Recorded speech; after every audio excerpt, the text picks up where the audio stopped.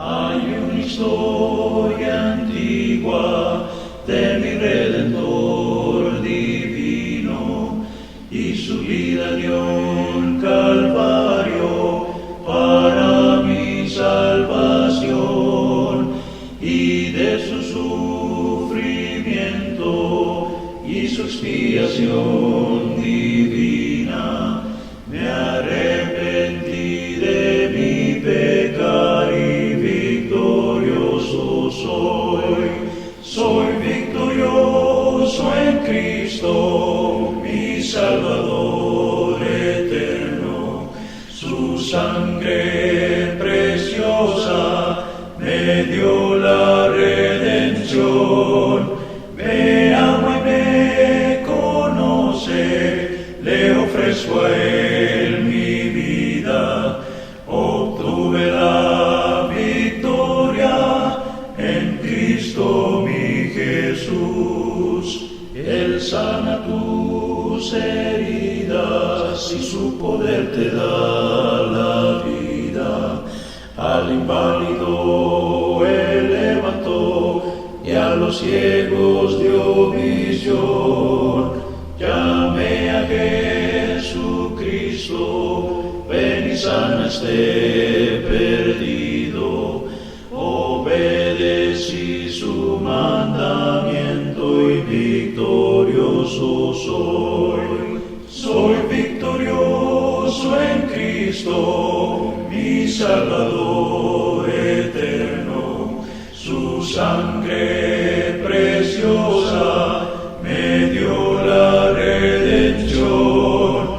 Me ama y me conoce, le ofrezco a él mi vida.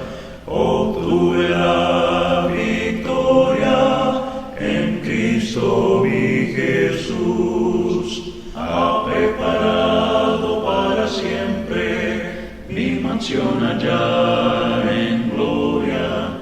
En calles de oro caminaré y en el mar de cristal los ángeles cantando de la redención divina.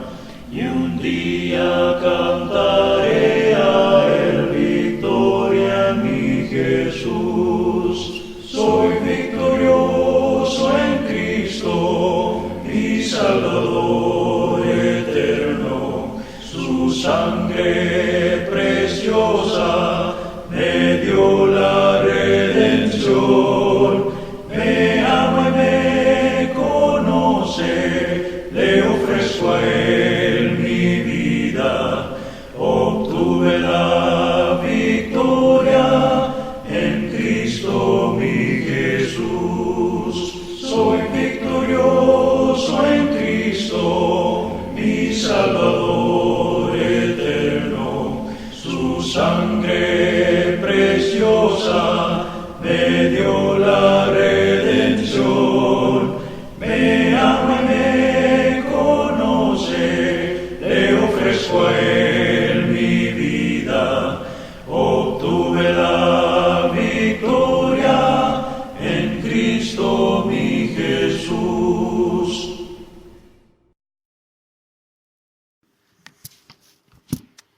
Cristo nos libra del presente siglo malo. El apóstol Pablo, hablando a los hermanos en Galacia, ahí en el capítulo 1, versículos 3 y 5, dice: gracias y paz sean a vosotros, de Dios el Padre y de nuestro Señor Jesucristo, el cual se dio a sí mismo por nuestros pecados para librarnos del presente siglo malo, conforme a la voluntad de nuestro Dios y Padre, a quien sea la gloria por los siglos de los siglos. Amén.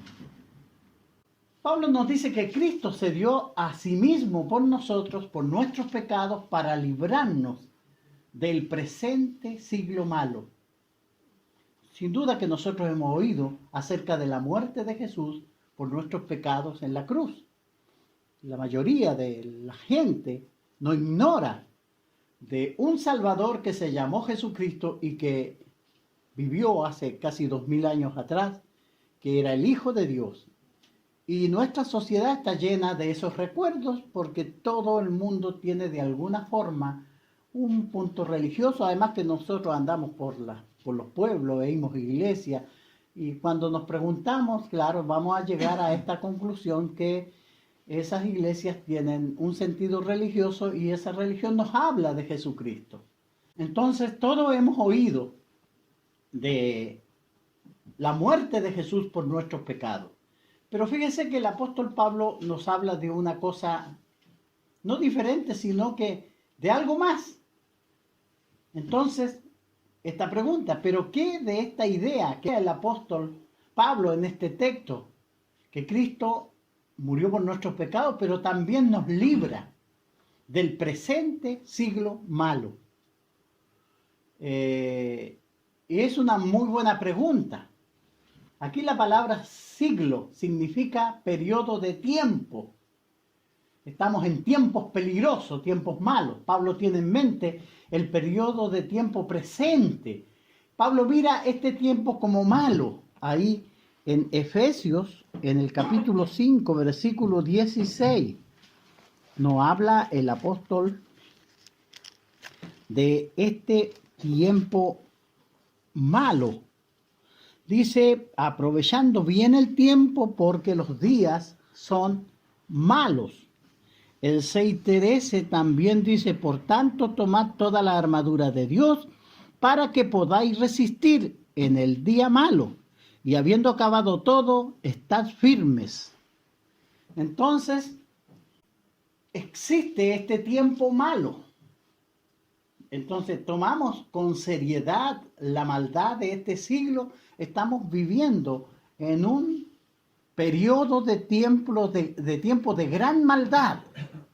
Y nosotros es cuestión de mirar un poco los noticiarios y ver cómo la gente está muy agresiva, muy egoísta, están matando, robando, engañando. Ese es el tiempo malo y nosotros estamos viviendo en ese tiempo malo. Ahora, Pablo nos está diciendo que si bien es cierto, Cristo murió por nuestros pecados, pero también para librarnos de ese tiempo malo. La pregunta es, ¿apreciamos esa liberación que Jesús provee de este tiempo malo? En este estudio nosotros vamos a poner atención en la declaración que hace el apóstol Pablo, que Cristo se dio a sí mismo por nuestros pecados para librarnos. Cuando se habla del presente siglo malo, Pablo habla de la maldad en los tiempos de Pablo. Y ahí en Romanos capítulo 1, del 18 al 32, nosotros encontramos esta descripción que hace de un periodo de tiempo cuando Pablo vivía y el carácter de las personas. Fíjese cómo dice la lectura. Dice, porque la ira de Dios se revela desde el cielo contra toda impiedad e injusticia de los hombres, que detienen con injusticia la verdad. Porque lo que de Dios se conoce le es manifiesto, pues Dios se lo manifestó. Porque las cosas invisibles de Él, su eterno poder y deidad, se hacen claramente visibles desde la creación del mundo, siendo entendidos por medio de las cosas hechas, de modo que no tienen excusa. Pues habiendo conocido a Dios, no le glorificaron como a Dios, ni le dieron gracia, sino que se envanecieron en sus razonamientos y su necio corazón fue entenebrecido. Profesando ser sabios se hicieron necios y cambiaron la gloria de Dios incorruptible en semejanza de imagen de hombre, corruptible, de aves, cuadrúpedos y de reptiles. Por lo cual también Dios los entregó a la inmundicia en las concupiscencias de sus corazones, de modo que deshonraron entre sí sus propios cuerpos, ya que cambiaron la verdad de Dios por la mentira, honrando y dando culto a las criaturas antes que al Creador, el cual es bendito por los siglos. Amén. Por esto Dios los entregó a pasiones vergonzosas, pues ahí aún sus mujeres cambiaron el uso natural por lo que es contra naturaleza. De igual modo, también los hombres, dejando el uso natural de la mujer, se encendieron en lascivia, unos con otros, cometiendo hechos vergonzosos hombres con hombres, recibiendo en sí mismo la retribución debida a su extravío.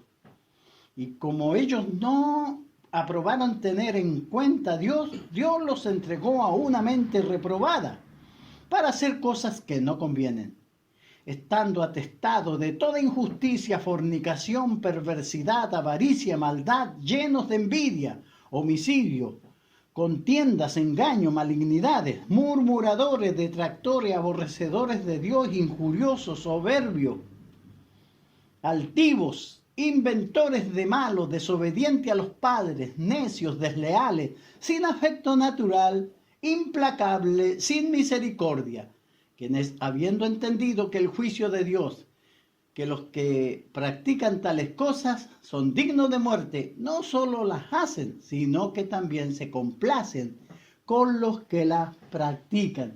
Fíjense que Pablo está describiendo el carácter de las personas en el tiempo donde él vivía, que llama el tiempo malo.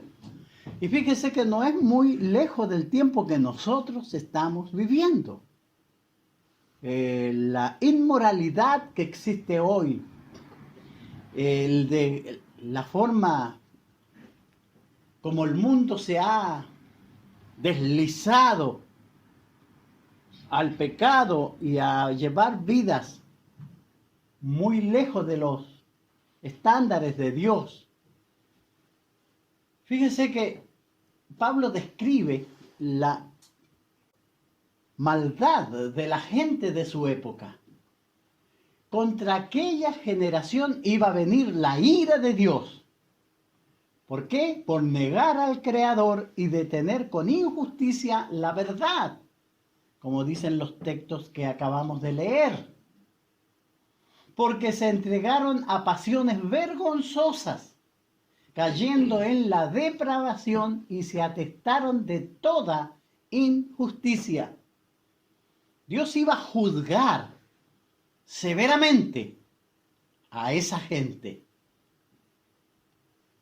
Él llamó a tales pecados las obras de la carne. Y ahí en Gálatas nosotros podemos leer donde Pablo dice que son manifiestas las obras de la carne, las obras que los hombres han creado y viven en ellas.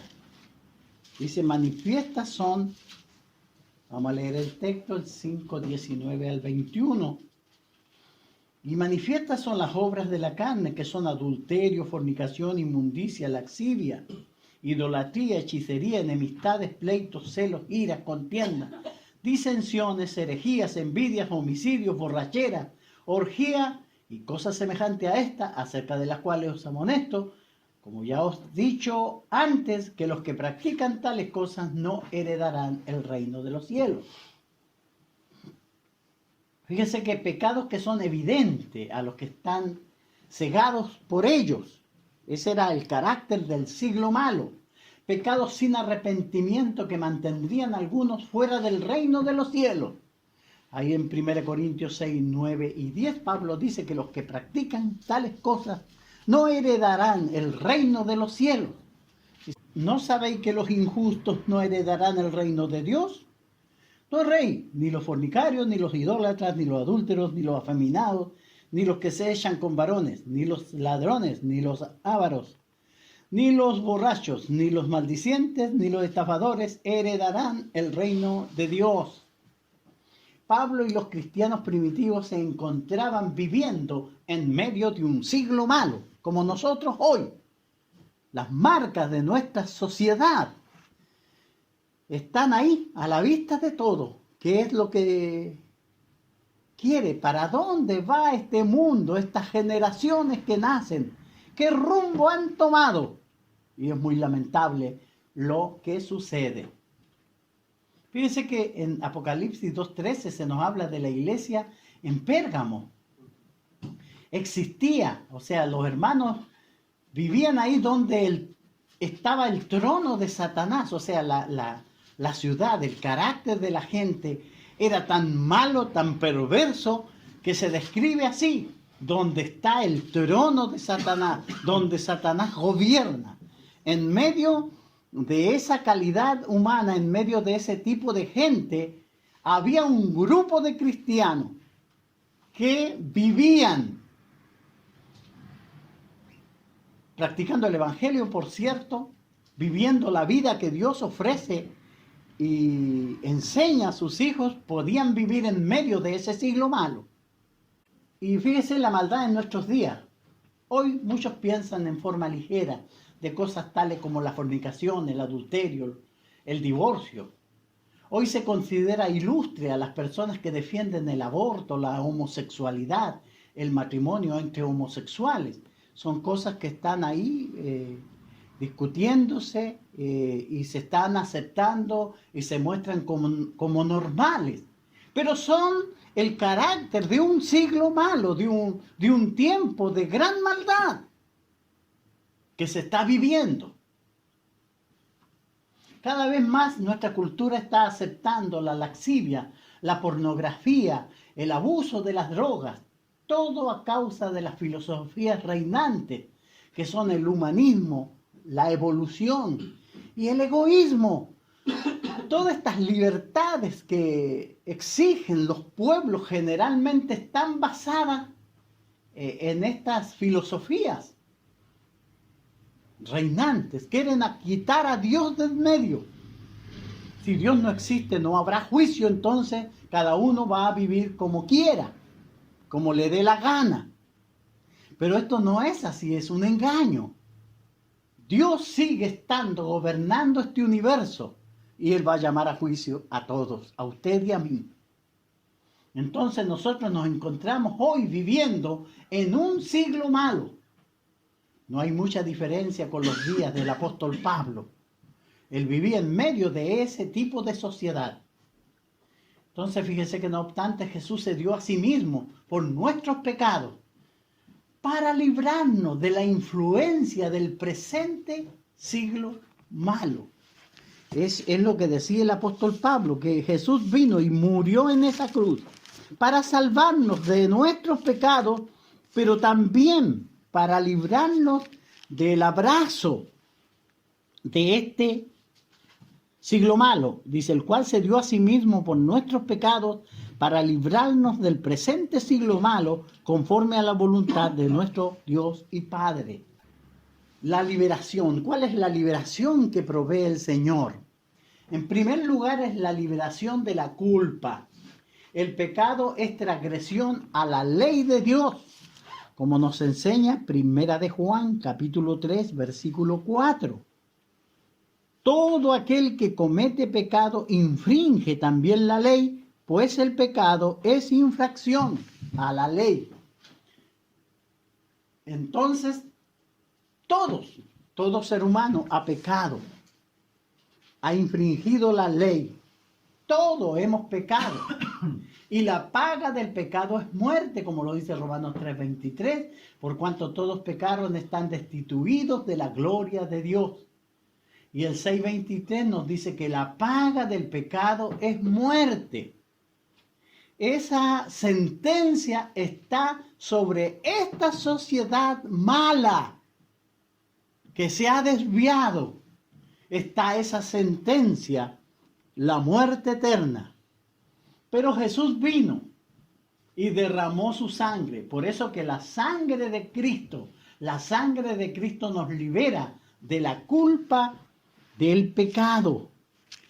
Por eso Pablo les escribe a los hermanos en Éfeso, en el capítulo 1, versículo 7, hablándole de estas bendiciones que tenemos en Cristo, y dice: en quien tenemos redención por su sangre, el perdón de pecado según la riqueza de su gracia. Recibimos la remisión de los pecados cuando somos bautizados. Fíjese que nosotros, viviendo en este siglo malo, nos convertimos en hijos de Dios. Y venimos y lavamos nuestros pecados en la sangre de Cristo. ¿Cómo lo hacemos? El día en que nos bautizamos. Recuerde que Hechos 2:38 se les dijo a los compungidos judíos que preguntaron: hermanos, ¿qué haremos? Ellos habían participado de alguna forma en la crucifixión del Señor y habían dado muerte al Hijo de Dios. Cuando se sintieron ellos con el peso de ese pecado encima, pidieron ayuda diciéndole: ¿qué haremos? Y Pedro en este caso, les responde: arrepentíos y bautícese cada uno de vosotros en el nombre de Jesucristo para perdón de los pecados. Entonces es en el momento del bautismo que se aplica la sangre de Cristo que lava nuestros pecados.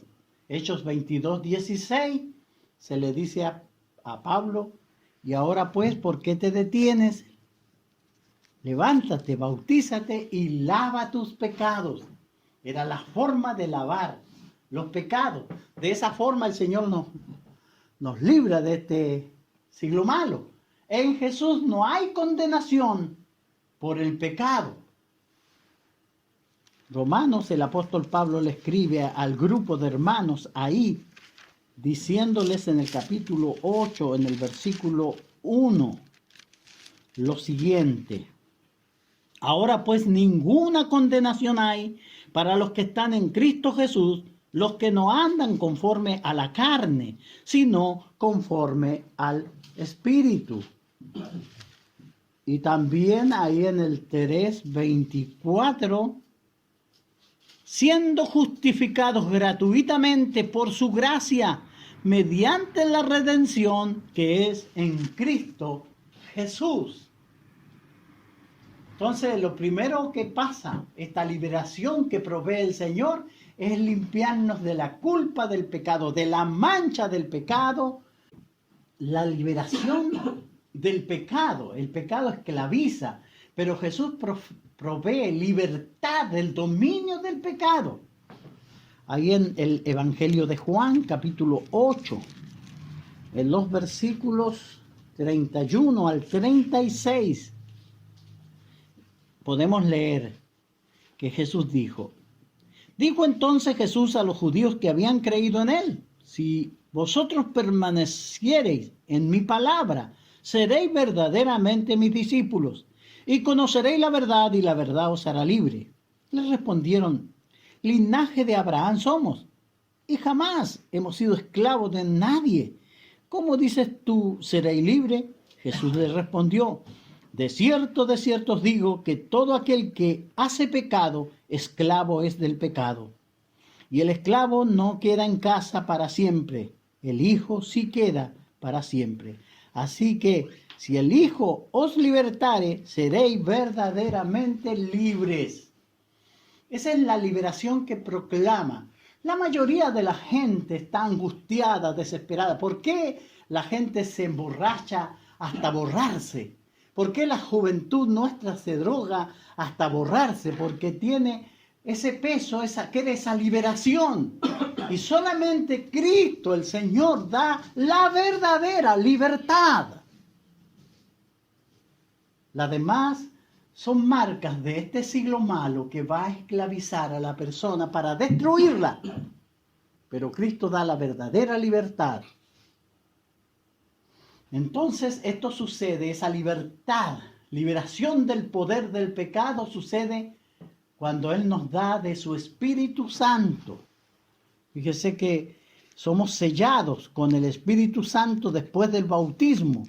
Nuestros pecados son lavados y entramos en esa comunión con Dios y el Espíritu de Dios reposa en nosotros. Ahí en Juan capítulo 7, versículos 37 al 39, las palabras de Jesús: en el último y gran día de la fiesta, Jesús se puso de pie y alzó la voz diciendo: si alguno tiene sed, venga a mí y beba. El que cree en mí, como dice la Escritura, de su interior correrán ríos de agua viva. Esto dijo del Espíritu que habían de recibir los que creyeren en él, pues aún no había venido el Espíritu Santo, porque Jesús no había sido aún glorificado. Ese Espíritu que cuando nos convertimos en el Señor nos saca, nos ayuda, nos regenera, es el que necesita nuestra sociedad para librarse del dominio del pecado, y Jesús lo ofrece. Entonces recibimos el Espíritu cuando somos bautizados. Ahí en Hechos 2:38 dice: bautícese cada uno en el nombre de Jesucristo para perdonar los pecados y recibiréis el don del Espíritu Santo. Gálatas 3:26-27 se nos dice que estamos revestidos de Cristo, dice el texto, pues todos sois hijos de Dios por la fe en Cristo Jesús, porque todos los que habéis sido bautizados en Cristo Jesús, de Cristo estáis revestidos. Y el 4:6, y por cuanto sois hijos, Dios envió a vuestros corazones el Espíritu de su Hijo, el cual clama: Abba, Padre, o Padre mío. Entonces, con la ayuda del Espíritu podemos hacer morir las obras de la carne, que son los hábitos pecaminosos que esclavizan a las almas, destruyéndolas. El poder de este llamado de Dios es el que produce aquel cambio. Aquí en Romanos, capítulo 8, versículo 12, usted puede leer conmigo lo que dice el texto. Así que, hermanos, deudores somos no a la carne, para que vivamos conforme a la carne. Porque si vivís conforme a la carne, moriréis. Mas si por el Espíritu hacéis morir las obras de la carne, viviréis. Y también Efesios, en el capítulo 3, 16 y 20, leemos: para que os dé conforme a las riquezas de su gloria, ser fortalecidos con poder en el hombre interior por su Espíritu. Y el 20 dice: y aquel que es poderoso para hacer todas las cosas mucho más abundantemente de lo que pedimos o entendemos, según el poder que actúa en nosotros. Entonces, con la ayuda de Dios, disfrutando de esta liberación del pecado, el trabajo que comienza a hacer el Espíritu Santo en la vida de los convertidos, los libera del dominio del pecado. Entonces en Jesús estamos libres de la ley del pecado y de la muerte. Volviendo acá a Romanos capítulo 7, nosotros podemos leer en el versículo 4, capítulo 7, versículo 24 y 25. Miserable de mí, ¿quién me liberará de este cuerpo de muerte? Gracias doy a Dios por Jesucristo, Señor nuestro. Así que yo mismo con la mente sirvo a la ley de Dios, más con la carne a la ley del pecado. Y ahora pues ninguna condenación hay para los que están en Cristo Jesús, los que no andan conforme a la carne, sino conforme al Espíritu. Porque la ley del Espíritu de vida en Cristo Jesús me ha liberado de la ley del pecado y de la muerte. También, hermano, esta liberación que provee el Señor Jesús libera de la oscuridad moral de nuestro mundo. Los esclavizados por el pecado están entenebrecidos en su razonamiento.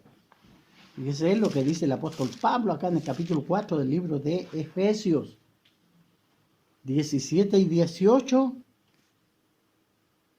Podemos leer: esto pues digo y requiero en el Señor, que ya no andéis como los otros gentiles que andan en la vanidad de su mente, teniendo el entendimiento entenebrecidos, ajenos de la vida de Dios por la ignorancia que en ellos hay, por la dureza de su corazón. Por esa razón el diablo endurece, la gente dice: yo no creo en Dios, yo no creo en nada. Y de esa forma se comportan. pero es porque su corazón, su razonamiento está entenebrecido. Son ignorantes de la vida de Dios, de la salvación que Dios ofrece. Y por esa razón, la gente está en oscuridad. Fíjense que aquí el apóstol Pablo en su segunda carta a los Corintios, en el capítulo 4, en el versículo 3, dice, 2 Corintios 4, versículo 3, pero si nuestro evangelio está aún encubierto, entre los que se pierden está encubierto, en los cuales el Dios de este siglo cegó el entendimiento de los incrédulos, para que no les resplandezca la luz del evangelio de la gloria de Cristo, el cual es la imagen de Dios. El apóstol Pablo está hablando de esta oscuridad que pone en la mente Satanás.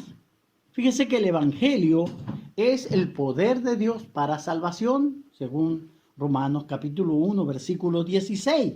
El evangelio es una doctrina que debe ser enseñada, que la gente tiene que oír porque la fe viene por el oír.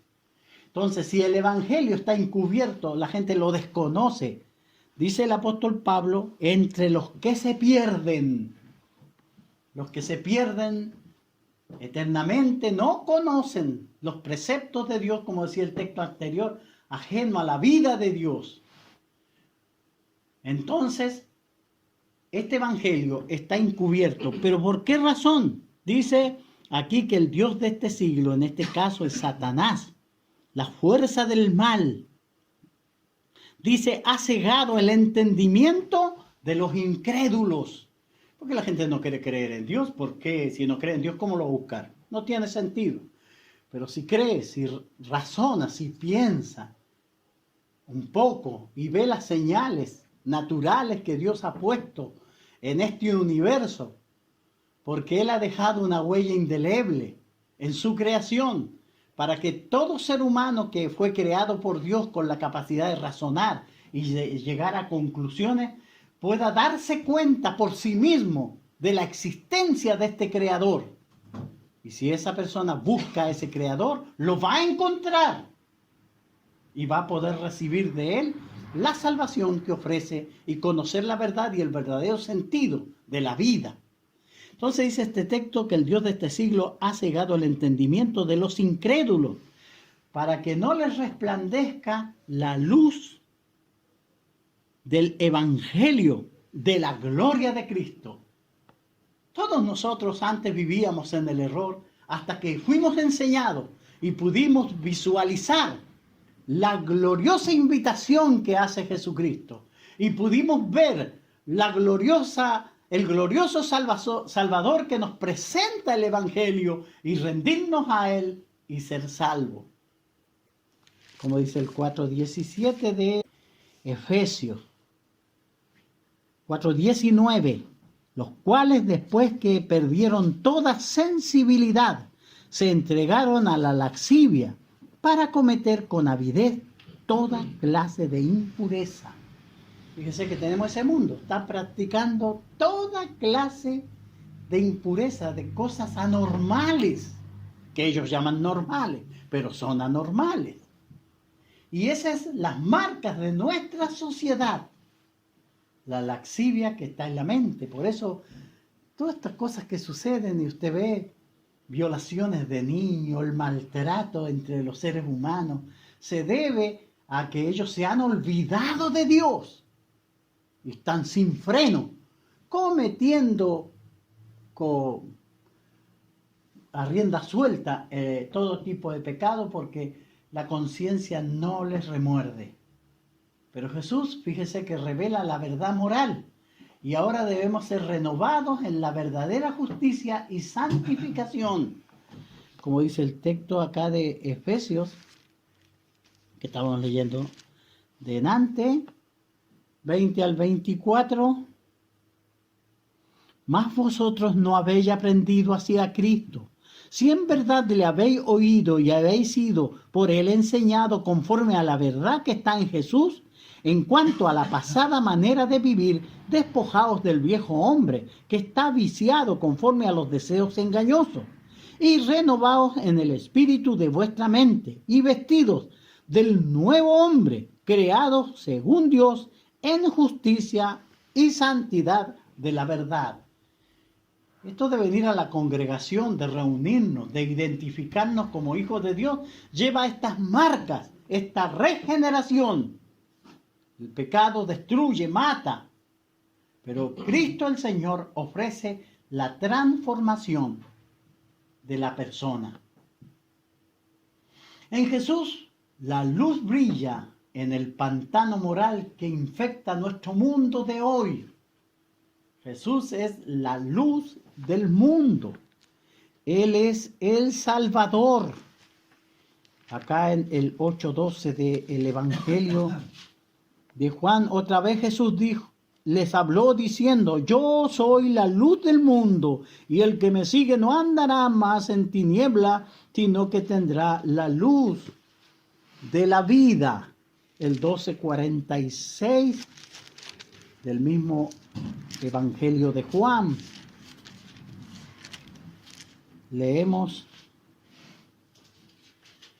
yo la luz he venido al mundo para que todo aquel que cree en mí no permanezca en tinieblas.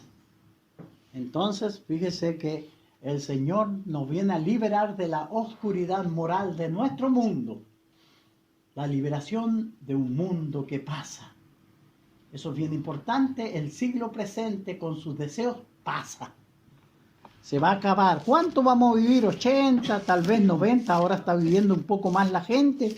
Pero el Salmo 90, versículo 10 nos dice que son 70 los días del hombre, 80 los más fuertes, los más robustos. Y de ahí todos morimos. Este mundo pasa. Dice acá en Primera de Juan, capítulo 2, versículo 17, el mundo pasa y sus deseos, pero el que hace la voluntad de Dios permanece para siempre. Entonces, viene el día cuando este mundo y sus obras serán quemadas, será todo este mundo deshecho. Y fíjese que lo que tanto amamos y queremos será destruido. ¿Quién lo dice? Lo dice la palabra de Dios acá en 2 de Pedro, capítulo 3, versículo 10. Pero el día del Señor vendrá como ladrón en la noche, en el cual los cielos pasarán con grandes estruendos, y los elementos ardiendo serán deshechos, y la tierra y las obras que en ella hay serán quemadas. Claro, este mundo pasa. Todo lo que nosotros podemos conseguir, a veces la gente se mata por dinero, se pelean por herencia. Y estamos los mismos ladrones que salen a robarte el celular y todas las cosas que te pueden quitar, te golpean, te quitan las cosas. Todo esto es una cosa que va a terminar, pasa. Todo esto se queda aquí, es material. Nosotros somos seres espirituales que vamos a seguir viviendo después de morir y vamos a tener que enfrentarnos a este Dios que nos creó. Entonces, nuestra liberación podría venir en forma de nuestra propia muerte. De repente nos morimos, imagínense, y bueno, vamos a ser liberados de este cuerpo terrenal, para enfrentarnos con Dios. Isaías 57, 1 y 2. Dice: perece el justo y no hay quien piense en ello. Y los piadosos mueren, y no hay quien entienda que de delante de la aflicción es quitado el justo. Entrará en la paz, descansarán en sus lechos todos los que andan delante de Dios. Todos vamos a perecer, todos vamos a morir. Fíjese que esta liberación que habla de este mundo que pasa puede ser morir en el Señor, haciendo la voluntad de Él para que cuando muramos nos encontremos con nuestro Creador, nuestro Salvador, porque aquí en la tierra le servimos. O eventualmente cuando venga el retorno de Cristo, porque aunque usted no lo crea, un día Jesús vendrá con gloria, con poder. Primera de Tesalonicenses. Podemos leer en el capítulo 4, del versículo 13 al 17. Dice: tampoco queremos, hermanos, que ignoréis acerca de los que duermen, para que no os entristezcáis como los otros que no tienen esperanza. Porque si creemos que Jesús murió y resucitó, así también traerá Dios con Jesús a los que durmieron en él. Por lo cual, os decimos estas palabras del Señor, que nosotros que vivimos, que habremos quedado hasta la venida del Señor, no precederemos a los que durmieron. Porque el Señor mismo, con voz de mando, con voz de arcángel, con trompeta de Dios descenderá del cielo, y los muertos en Cristo resucitarán primero. Luego nosotros, los que vivimos, los que hayamos quedado, seremos arrebatados juntamente con ellos en las nubes para recibir al Señor en el aire. Y así estaremos para siempre con el Señor. De esa forma, cuando este mundo se acabe, nosotros vamos a ser liberados de este mundo que pasa. Y cuando venga nuestro Salvador mayormente, si estamos vivos, nos transformará. Entonces, en Jesús tenemos la promesa de la liberación de toda obra mala. Fíjese que esa es la promesa que tenemos de Él. Acá el 4:18 de segunda de Timoteo. Y el Señor me librará de toda obra mala y me preservará para su reino celestial. A Él sea gloria por los siglos de los siglos. Amén. Entonces, ¿cómo podemos ver y concluir? Al vivir en un mundo de moralidad confusa y de tinieblas espirituales, en Jesús encontramos la liberación de la culpa del pecado, la liberación del poder del pecado, la liberación de las tentaciones del pecado y la liberación de las tinieblas morales de nuestro mundo, la liberación de un mundo que pasa. Notamos que tal liberación es conforme a la voluntad de nuestro Dios y Padre, como dice Gálatas 1:4. Es el deseo de Dios. Jesús no solo vino y nos derramó su sangre para lavar nuestros pecados, sino que para librarnos de la influencia de este mundo malo y perverso. Fue su plan desde el principio. Desde el principio Dios tenía este plan para los redimidos, para aquellos que iban a obedecer su palabra. Dice el texto de Efesios 1:3-6. Bendito sea el Dios y Padre de nuestro Señor Jesucristo, que nos bendijo con toda bendición espiritual en los lugares celestiales en Cristo, según nos escogió en Él antes de la fundación del mundo, para que fuésemos santos y sin manchas delante de Él. En amor, habiéndonos predestinados para ser adoptados hijos suyos por medio de Jesucristo, según el puro afecto de su voluntad, para alabanza de la gloria de su gracia, con la cual nos hizo aceptos en Él, amados. Entonces, fue su amor por lo que ofreció a su Hijo, por nuestros pecados.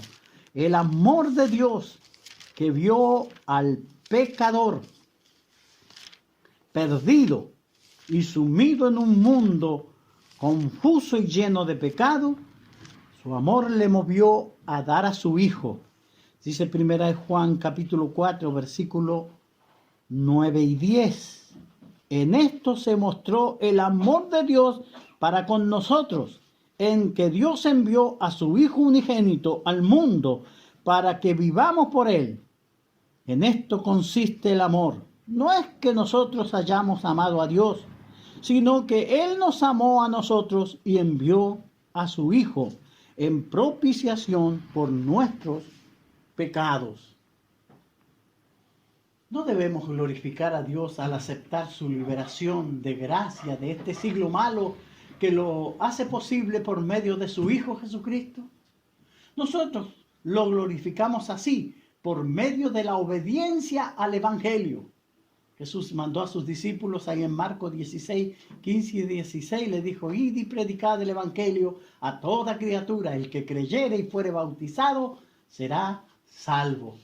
Mi deseo es que el Señor le bendiga y le guarde a usted y pueda tener esta salvación que el Señor ofrece. Solo quiero estar donde tú estás, morando a diario en tu presencia. No deseo adorar lejos de ti, quiero estar cerca de ti. Solo quiero estar donde tú estás,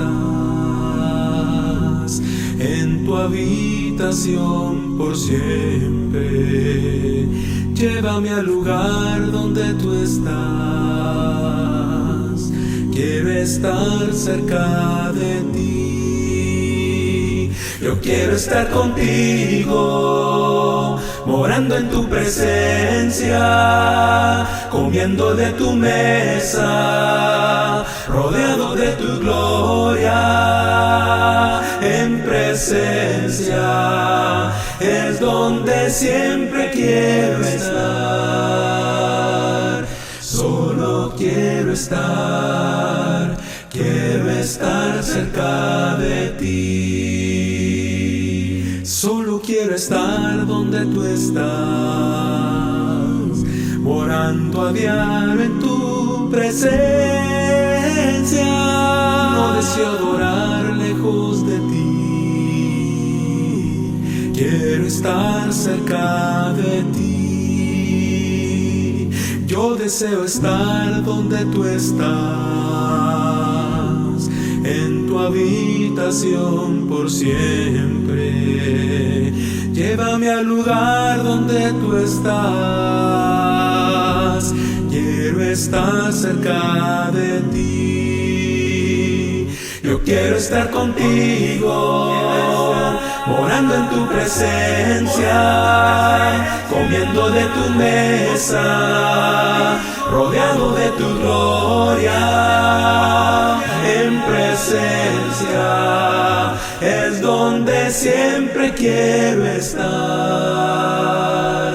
Solo quiero estar cerca de ti. Yo quiero estar contigo, morando en tu presencia, comiendo de tu mesa, rodeado de tu gloria. En presencia es donde siempre quiero estar. Solo quiero estar, quiero siempre estar, quiero estar cerca de ti. Solo quiero estar donde tú estás,